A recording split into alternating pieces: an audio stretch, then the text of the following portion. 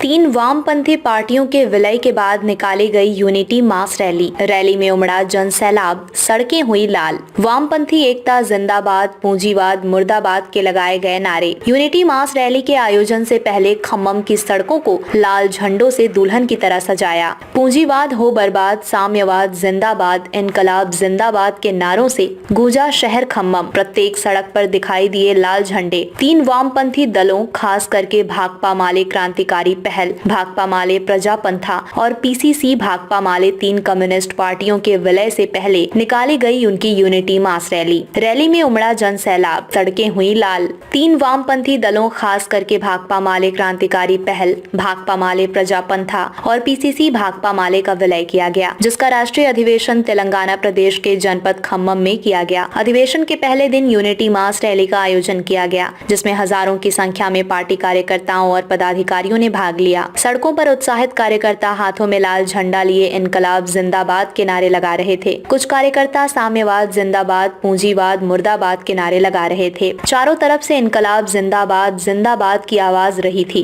सड़कों को पहले से ही लाल झंडों से पाट दिया गया था। चारों तरफ सिर्फ हाथों में लाल झंडा लिए कार्यकर्ता ही नजर आ रहे थे। यूनिटी मास रैली में तेलंगाना, महाराष्ट्र, झारखंड, बंगाल, केरल, पंजाब, उत्तर प्रदेश समेत 1 दर्जन से अधिक प्रदेशों के पार्टी से जुड़े सांस्कृतिक संगठनों के पदाधिकारियों ने भी रैली में प्रतिभाग किया। सड़कों पर सांस्कृतिक टीमों के कार्यकर्ताओं ने लाजवाब प्रस्तुतियां दी। सांस्कृतिक टीमों के कलाकार भले ही अपनी प्रस्तुति सांस्कृतिक तरीके से दे रहे थे, परंतु उनकी जुबान पर इनकलाब जिंदाबाद के नारे थे। वो इनकलाब जिंदाबाद, पूंजीवाद मुर्दाबाद के नारे लगा रहे थे। प्रत्येक प्रदेश के सांस्कृतिक कर्मी की वेशभूषा भी अलग से दिख रही थी। उत्साह सड़कों पर हिलोरे ले रहा था। लगभग 3 किलोमीटर पैदल चलने के बाद रैली पवेलियन ग्राउंड में पहुंचकर सभा में बदल गई, जहां वामपंथी नेताओं ने पार्टी पदाधिकारियों और कार्यकर्ताओं को एकजुट होकर संघर्ष करने का संदेश दिया। सड़कों पर निकाली गई यूनिटी मास रैली की देखिए खास रिपोर्ट।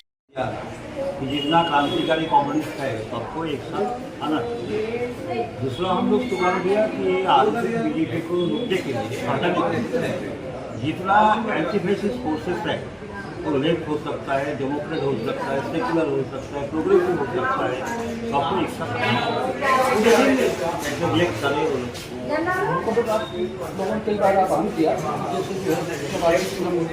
कानूनों को खत्म करके 4 संहिताएं लाई जा रही हैं, मजदूरों को फिर एक बार मजदूर बनाने की कोशिश की जा रही है।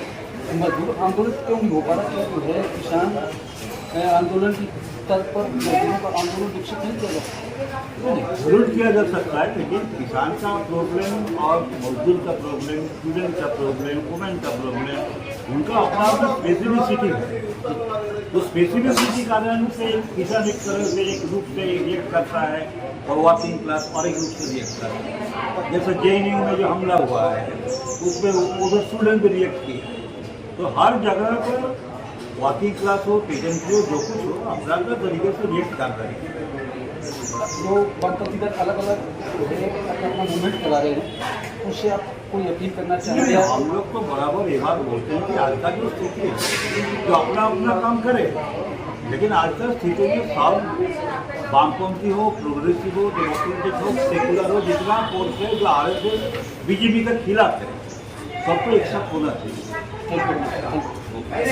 जर्मनी में हो रहा है, फ्रांस में हो रहा है, यूके में हो रहा है, हर जगह हो रहा है।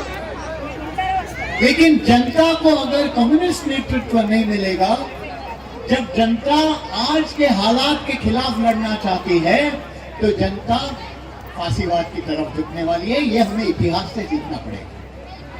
जब भी दुनिया में इकोनॉमिक क्राइसिस आया है, आर्थिक संकट आया है दुनिया में, तो सभी देशों की जनता ने 2 ही चीजें की है, या तो कम्युनिस्ट की तरफ गए हैं या तो फांसीवाद। तो इसीलिए अगर हम कम्युनिस्ट एक होकर उन्हें एक दिशा नहीं दे पाएंगे तो फिर फांसीवाद की तरफ झुकना ये अनिवार्य है। तो अंतर्राष्ट्रीय स्तर पे भी हमें एक साथ आना होगा।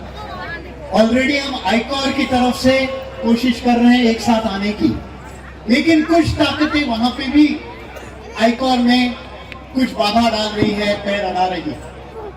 हम उसके खिलाफ भी लड़ेंगे। ये एक फांसीवाद के खिलाफ संघर्ष का एक भाग है।